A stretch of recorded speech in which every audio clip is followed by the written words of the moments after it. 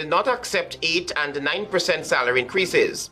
Grand opening of International Building Expo 2024 at Providence Stadium. And police crack murder of attorney at law. A policeman, the prime suspect. HGP Nightly News begins now.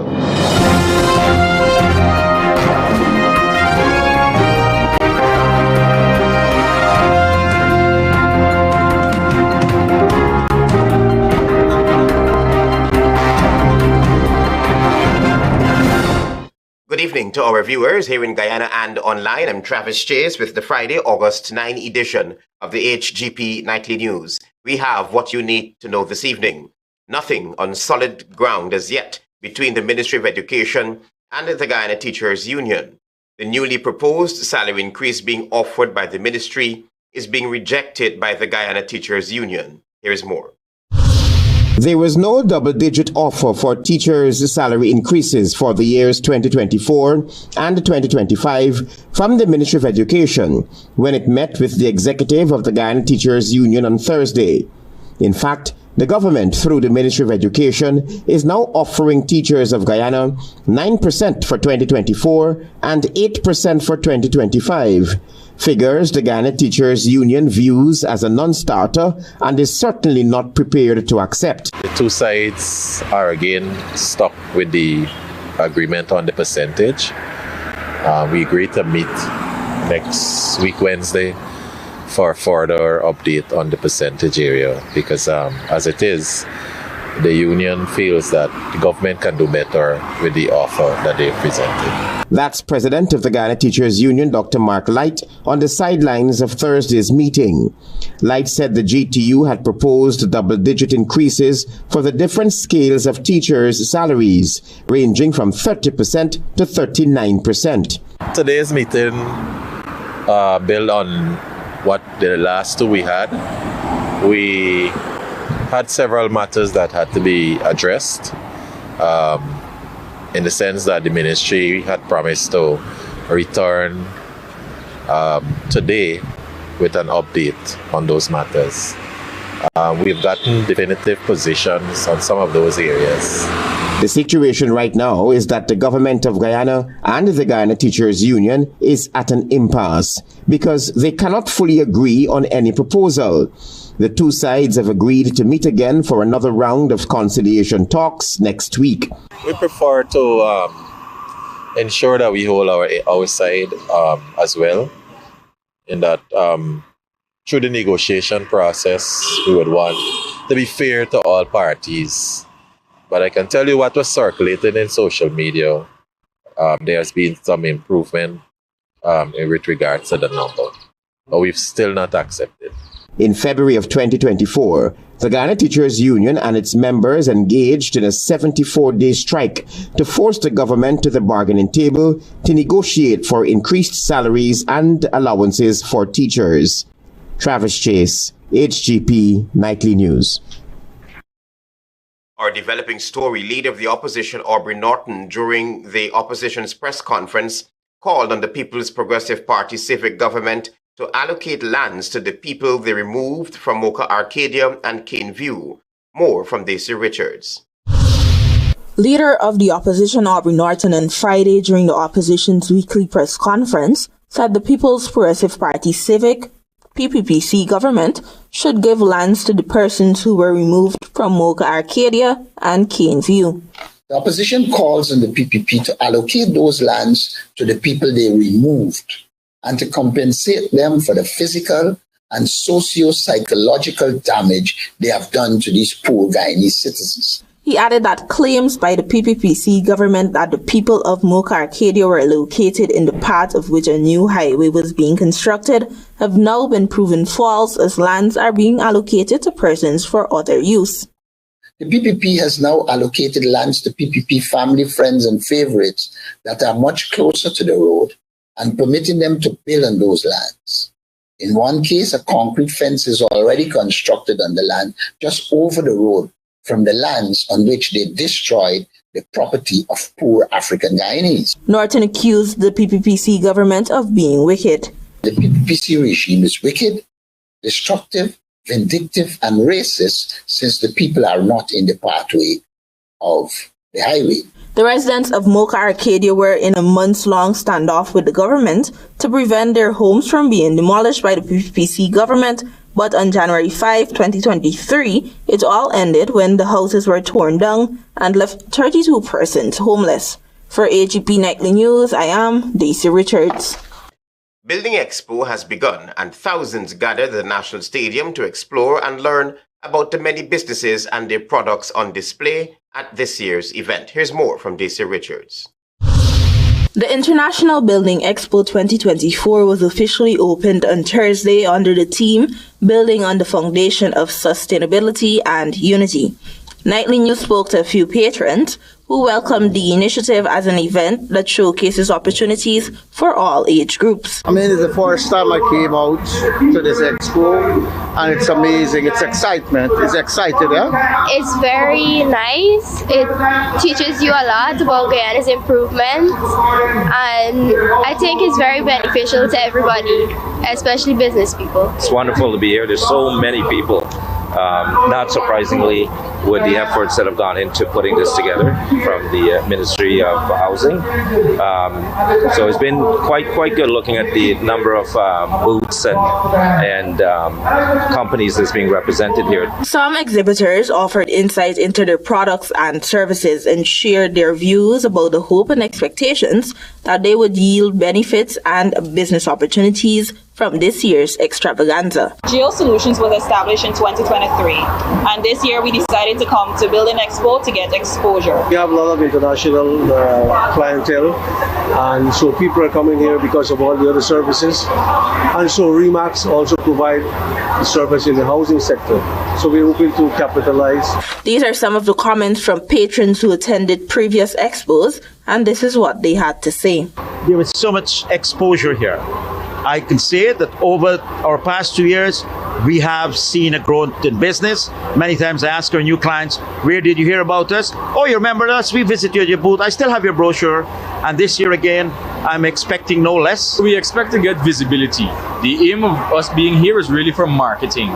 So we want to get our name out, we want to get our products out, and most importantly for persons to come and shop.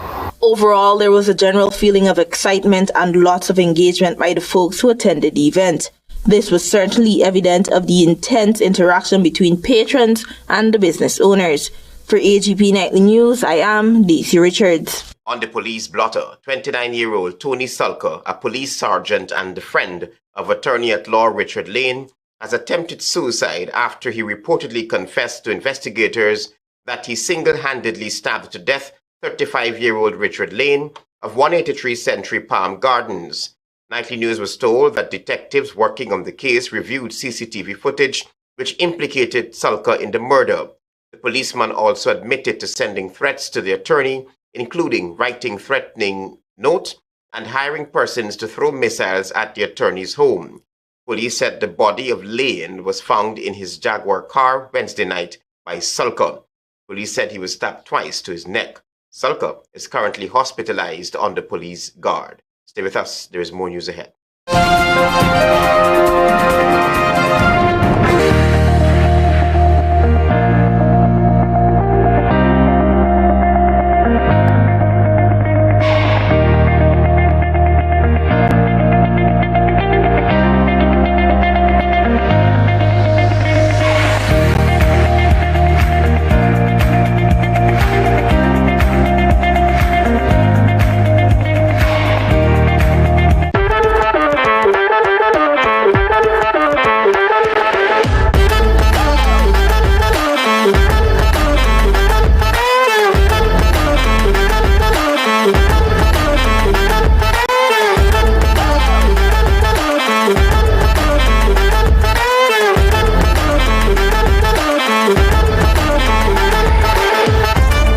Transitions Light Intelligent Lenses. Pick your color. Choose your style. Available at Optique Vision Care. Welcome to SNL Electrical Inc., where lighting's and electrical needs are met with expertise and style. From the latest in electrical lamps to durable cables, circuit breakers, panels, we have it all. Illuminate your space with our elegant chandeliers, stunning crystal crystal lights, and versatile pole lights. Looking to upgrade your comfort? Explore top-of-the-line AC units and our diverse selections of stylish styles. Visit us at 170-180 Thomas Street, Kitty, Georgetown. Discover a solution that not only lights up your world but transforms it. Call us on telephone number 226-3018 or 223-1634. SNL Electrical Inc. powering your life with elegance, quality, and care. Say goodbye to germs with a free Sterling Super Soap automatic dispenser. That's right, get free equipment and installation of our touch-free dispenser. The perfect amount of soap every time ensures clean and germ-free hands. Refilling is quick and easy with 4 amazing fragrances: coconut, sunflower sunrise, pink blossom, and citrus zest. Call us on 265-7403. Krishna Rock Establishment. No job is too small or too large. We specialize in all types of fabricating, machinery, excavator repairs, rice field pumps, and hydraulic hoses. Visit us at Lot 113, Block CC Monrepo, East Coast, Demerara, or call 220-9624, 616-9416, or 619-7880. At Krishna Rock Establishment, no job is too small or too large.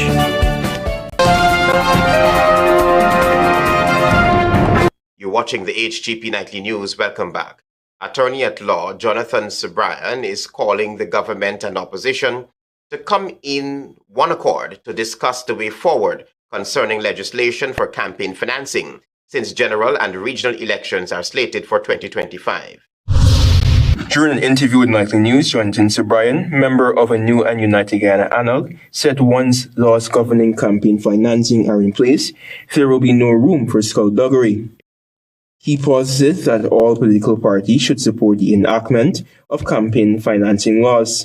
You put a cap on the contributions is leveling the playing field. Whether you're PNC, you're PPP, or AFC, you're leveling the playing field. So, for example, like you, Mr. Day, if you contribute $10,000, Mr. Hall contribute $10,000, Jonathan Sobrian contribute $10,000, there's equity amongst all.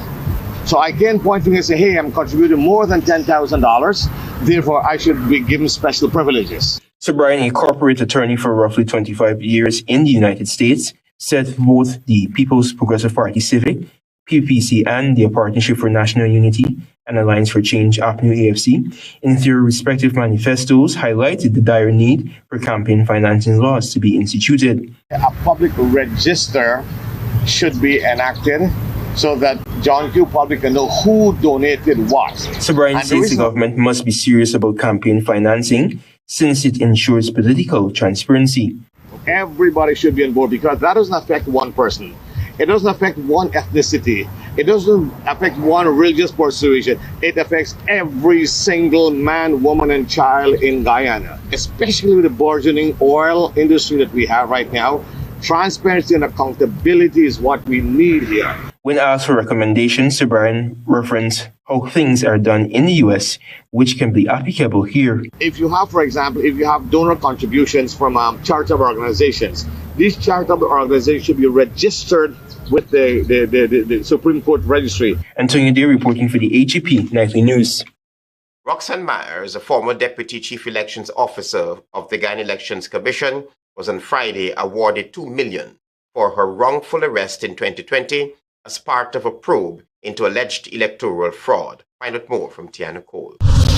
On Friday, Justice Simon Morris Ramlal ruled that Roxanne Myers, a former Deputy Chief Elections Officer for the Guyana Elections Commission, was wrongfully arrested and detained in 2020. Hence, the court awarded $2 million in compensatory damages to Myers. No exemplary damages were awarded. The Guyana Police Force, which was represented by the Attorney General's Chamber, was ordered to pay $200,000 in costs on or before September 9, 2024. Attorney at Law Nigel Hughes, who represented Myers in a telephone interview with Nightly News on Friday, said that the defense welcomed the decision of Justice Ramlal in relation to her pronouncement on the arrest of Myers being unlawful and unconstitutional. We, however, believe that the circumstances under which Ms. Myers was detained were cruel and inhumane, even though the court did not make such a finding. He added that the police arrested his client for perverting the course of justice, but then proceeded to question her on unrelated allegations. At the time of her arrest, they had not even gone to her house to check and see if she was there. They had not even bothered to inquire of her place of employment about whether she was at work. There was absolutely no attempt made by the police to contact her. Hughes added that the defense is considering the ruling in its entirety, and at the moment is unsure if they will challenge the inhumane aspect of the allegation made by Myers.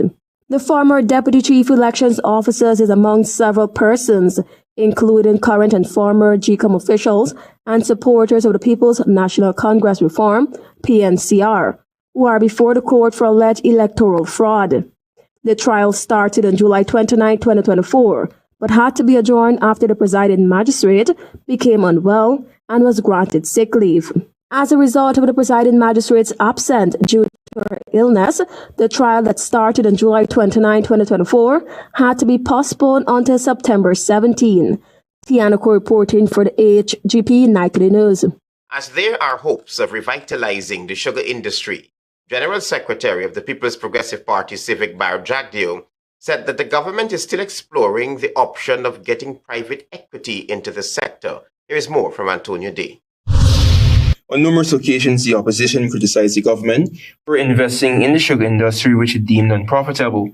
According to the Bank of Guyana, sugar output amounted to 60,204 tons, which is 28.0% higher than the corresponding period for 2023. Recently, Alliance for Change AFC executive member Director Finance noted that billions of dollars are being invested in the sugar industry, but the state's strategies continue to be an abysmal failure. At no surprise to us, sugar production has recorded a decline of 46% in the first quarter of 2024. This is evident that the government's projection of 66.1% growth through mechanization and conservation is failing rapidly. There have been calls by local critics of the government to privatize the sugar industry. This is the position of General Secretary of the People's Progressive Party Civic Bar Jagdeo during a press briefing on Thursday. The president has met with a lot of people who might be interested in sugar, and we still have, that's an option that is still being actively explored now, about getting private equity into the sugar industry. Jagdeo told reporters at a press briefing held at Freedom House in Georgetown that the decision of getting private equity into the sugar industry is still under consideration. If it didn't happen by now, since you asked now, it meant that the terms of the engagement may not have been favorable to Guyana, and that is why a decision was not made. Antonio Day reporting for the HGP Nightly News. Thank you, Antonio, for your reporting. Stay with us. There is more news ahead. Planning a cleanup? We can help. Stevon's Waste Management skip bins can be provided for home renovation projects, yard cleanup, or construction project. It's simple. Step 1, give us a call. Step 2, we put down the bin. Step 3, load it up with all of your junk. Step 4, we take it away. That's simple. Bins are also available in various sizes, so there is no job that is too big or too small. Call Stevon's Waste Management today at 218-1455. I can't wait until tomorrow. Yes. I start packing yet. Usually I pack a couple hours before and I go.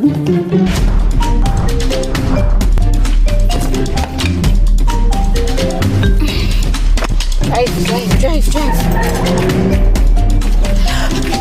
I got my phone, I got my keys, my charger, my Procrastinating planning for the future? Well, that's never a good idea. Let Demerara Mutual and Demerara Fire and General help you get started with planning for your future today.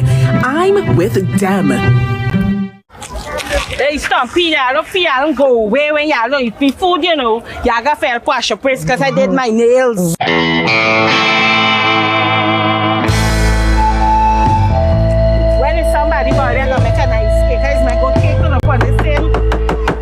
Madam, I got a call from the people in the community and they said you are disturbing the peace. You're smelling up the place and you're doing something, but your food always seems to smell good. Peppies, you get the best on these things. These things just make you cook good. I want these things and I'll carry them for evidence. I love all of you. Peppies, we put the pep back into your kitchen. And you.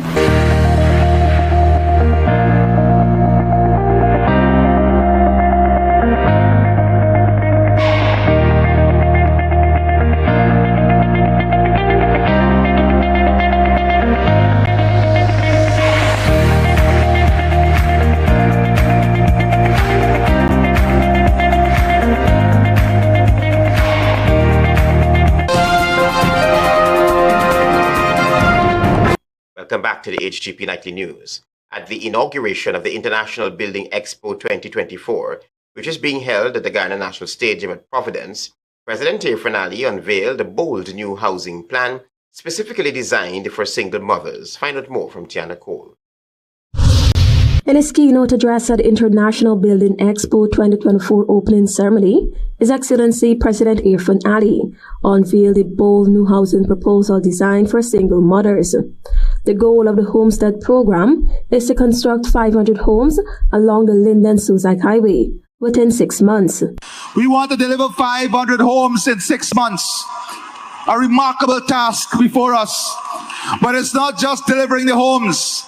These homes will be delivered to single mothers. Single mothers who will be the homeowners. Ali emphasized that the aim of the program is to empower single mothers who are among the most vulnerable members of society by developing an economic model in addition to housing. A number of government agencies, including the Office of the Prime Minister, Human Services, Lands and Survey, Housing and Agriculture will be integrated into the Homestead program. It will include a shade house at the back of the home. I will include permanent crop and solar energy. So it will reduce your cost of energy. We give you an opportunity to earn by including an economic activity in the plot of land that will repay your loan. He stressed that the configuration of the new homes, single mothers will be provided with the opportunity to transition from a low to a middle income family. And who are we giving that chance to? The most vulnerable in our society, single mothers. We're going to empower them to be the best they can be. He added that the planning for the program was already started, and within 2 weeks, the design will be laid out and works will commence to deliver the 500 homesteads to the single mothers. Over 500 companies are participating in this year's expo. The event is being held under the theme, quote unquote, building on the foundation of sustainability and unity. Tiana Cole reporting for the HGP Nightly News. Guyanese can eagerly anticipate receiving their land certificates at the International Building Expo 2024, where the Ministry of Housing will issue some 1,730 certificates throughout the event. Here's Kiris Gonzalez with more. At the opening ceremony of the International Building Expo 2024 on Thursday, held at the National Stadium Providence, Minister of Housing and Water Colin Crowell revealed that a large number of certificates of title and house lots will be distributed during the event. By the end of this year, 2024, more than 40,000 house lots will be allocated. In fact, we will be allocating over 2,000 lots over the next 2 days and issuing 1,730 certificates of titles. Minister Crowell explained that shifts in housing demand over the years have led to updated policies and legislation, facilitating a smoother process for buyers. He added that by the end of the year, the ministry aims to build an extra 600 houses in response to the increasing need for affordable housing. Affordable housing, as we know, is critical necessity for the people of Guyana. And easier access to financing has made the dream of owning a home a reality for thousands of Guyanese. New housing locations for this year include Regions 1, 3, 4, 5, 6, 7, and 8. Meanwhile, Minister Susan Rodriguez, Minister within the Ministry of Housing and Water, emphasized that the expo acts as a hub for new ideas and the growth of current projects. We are confident that Building Expo 2024 will provide an invaluable platform for knowledge exchange, networking, and collaboration. It is an opportunity for us to learn from each other, inspire new ideas, and forge partnerships. This year's expo is being held under the theme, Building in the Foundation of Sustainability and Unity. I am Carice Gonzalez reporting for the HGP Nightly News. Earlier Friday, the National Assembly approved a contingency funding totaling over $8.5 billion for agencies under the Office of the Prime Minister and the Ministry of Agriculture for the period April 1 to July 30, 2024. Antonio Day was in Parliament, and he reports now. The financial paper number 1 of 2024 was proposed by the Senior Minister with responsibility for finance, Dr. Ashley Singh, when the National Assembly convened on Friday. Some $4 billion was approved by the House and will be utilized to purchase some 547,000 barrels of oil for the Guyana Power and Light Company, Incorporated. Shadow Minister of Public Works, David Patterson, grilled the government regarding the purpose of the fuel during the consideration of estimate session. Where, sir, was this fuel supplied to? Can you give us that specifically? Prime Minister Brigadier Retired Mark Phillips, who appeared before the Committee of Supply, provided an explanation. Fuel was supplied to the Guyana Power and Light, and it was utilized throughout the Moraborbi's interconnected system wherever we are generating power. Wherever GPL operates their generators, the money is utilized to supply fuel throughout and to cover all Guyana Power and Light operations. The Prime Minister informed the Committee of Supply that $400 million of the $4 billion was utilized for the other fuel-related costs when asked by Patterson. You have to purchase oils, you have to purchase lubricants, and that is $4 billion. This response was, however, not sufficient for Patterson as he persisted with further questions. Ask for disaggregation. Can the Honourable Member, once again, through you, sir, can he disaggregate it? This is the people's money. He's bought fuel. Disaggregate the other costs that he has stated there, sir. This was Phillips' response. We will spend the money for what the money is appropriated for, and that is to keep the lights on for the people of Guyana. Turning attention to the agriculture sector, Subject Minister Zulfikar Mustafa gave an explanation for $4.5 billion that was itemized in the financial paper 1. The financial provisions include $524 million for operational costs of the Guyana Rice Development Board, GRDB. GRDB as an agency never collected subvention from central government. And with the problem with supply chain, and you had the increase in exports, the millers came to the government and requested that we reduce the commission. Sums totaling $4 billion for the Ghana Sugar Corporation, Gaisuku, were also approved on Friday. Like the rice industry, the sugar industry also suffer from the effects of El Nino. However, Minister Mustafa claimed that there is no sugar shortage, to which the opposition rebutted. Antonio Day reporting for the HGP Nightly News. To end our lead stories, the first phase of the $292 million renovation of the Cliff Anderson Sports Hall is expected to be completed by the end of September 2024. Here's Carice Gonzalez with more. During the 85th sitting of the National Assembly, Minister of Culture, Youth and Sports Charles Ramson Jr. announced that the first phase of the Clifton Anderson Sports Hall renovation is expected to be finished by the end of September. Minister Ramson detailed that several components of the renovation are already completed, including the plumbing, main roof, sidewalls, and another exterior of the building. The only two outstanding projects which are expected to be completed by the 30th of September are the HVAC and the finishing on the inside. In response to a question posed by opposition parliamentarian Nima Fulbess as it relates to the sports hall's accessibility, Minister Ramson indicated that while the hall is still used for practice, it will likely remain out of service shortly thereafter, until the renovation phases are fully completed. It will become public again. Now, when we move into the next phase, which is on the bucket seats, those are purchases. So we can continue the use of the facility while executing those projects. We will close again when the time comes just to break down and install, but it won't be a long period. In 2022, $47 million was spent, with a further $273 million expended in 2023 to complete the renovation works at the facility. So far, approximately $8 million has been expended in 2024.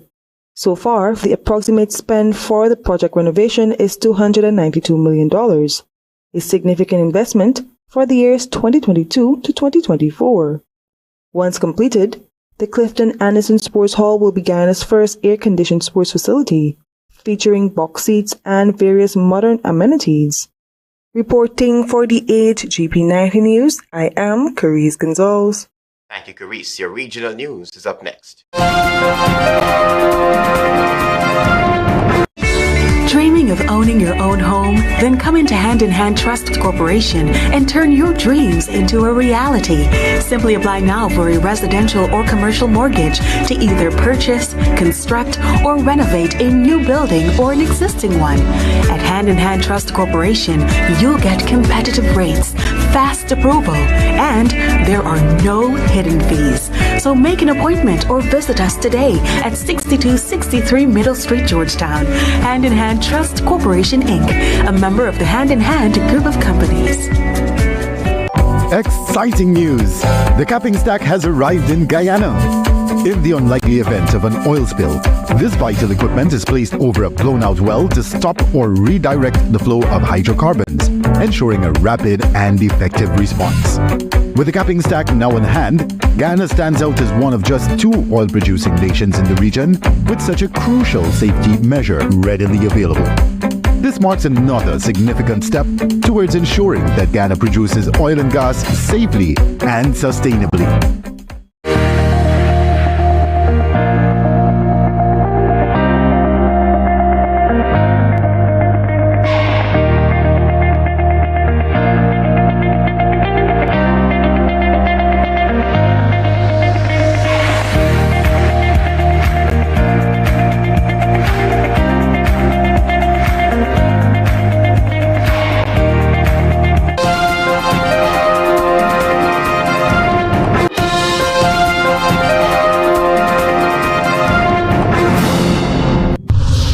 Good evening, I'm Daisy Richards and welcome to Friday's edition of the Regional News. We begin with news from Venezuela. Venezuelan President Nicolas Maduro on Thursday said he had signed a decree to block access to social media platform X for 10 days, after earlier saying social media was used to incite violence following the country's presidential election.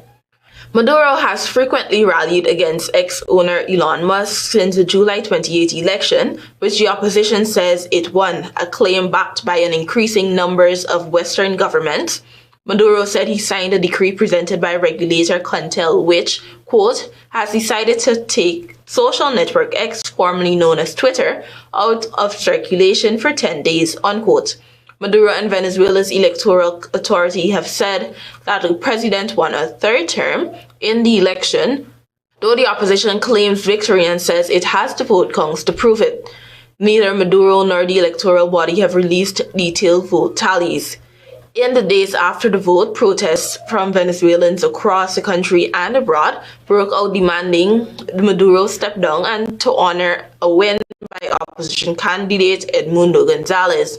The protests were largely promoted on social media.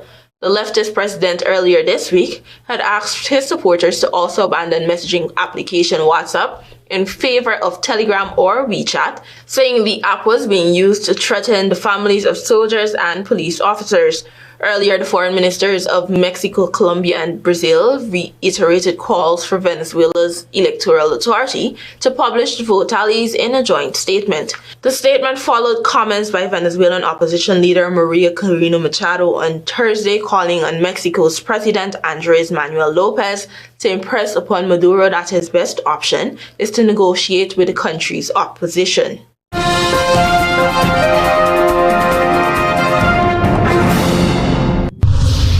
While in Trinidad and Tobago, the Maraval woman who was found lying in a pool of blood on her kitchen floor on Tuesday afternoon may have been killed as a result of a family dispute. Residents of Maraval on Thursday said while 65-year-old mother of 4 Angie Luchman Isidore had a handful of friends, she also had enemies who would have wanted her dead.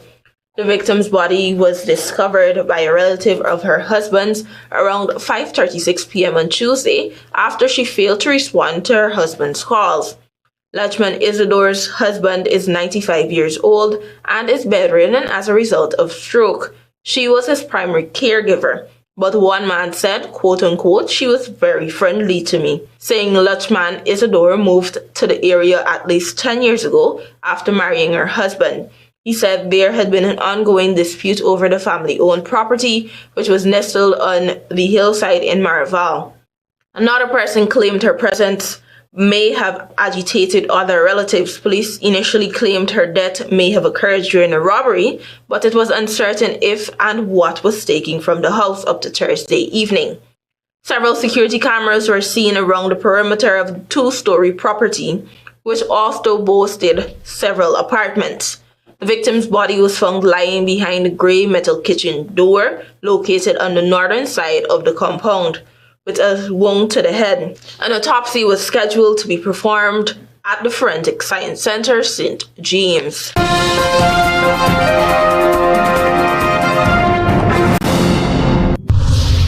Finally, news from the Bahamas. Bahamian Police Commissioner Clayton Fernandez says senior members of the United Kingdom's National Crime Agency, NCA, will arrive this month to quote-unquote personally oversee aspects of the investigation surrounding voice notes that purported to capture a quid pro quo arrangement involving a senior officer, a lawyer, and 2 murdered men, Michael Fox Jr. and Dino Smith. He said John Michael McKeon, the head of the NCA's anti-corruption unit, and Andrew John Black, a senior investigator, will arrive in the Bahamas on August 14 and depart on August 17. Michael Johnson, the head of Central Investigations Department, has taken garden leave as authorities investigate. Fernandez has said the Security and Intelligence branch of the police force is investigating the matter. He said the Police Complaints Inspectorate, a little-known body that has traditionally lacked the resources to perform its duties, but supervised the SIB's investigation. Michael Fox Sr., the father of Fox Jr., last month said that his son gave him the voice notes and told him to release the recordings if he died. He said he was not behind the release of the tapes. Sandra Smith, the mother of Dion Smith, said her son also informed her about the voice notes and their significance, but she never got them. The Tribune reported. Former Prime Minister Dr. Hubert Minnis has urged his successor to appoint a commission of inquiry. At the same time, F&M leader Michael Pintard has accused the administration of not acting urgently to protect the Royal Bahamas Police Force's reputation and preserve the public's trust in the institution. Thank you for watching. Do have a great weekend. Until next time.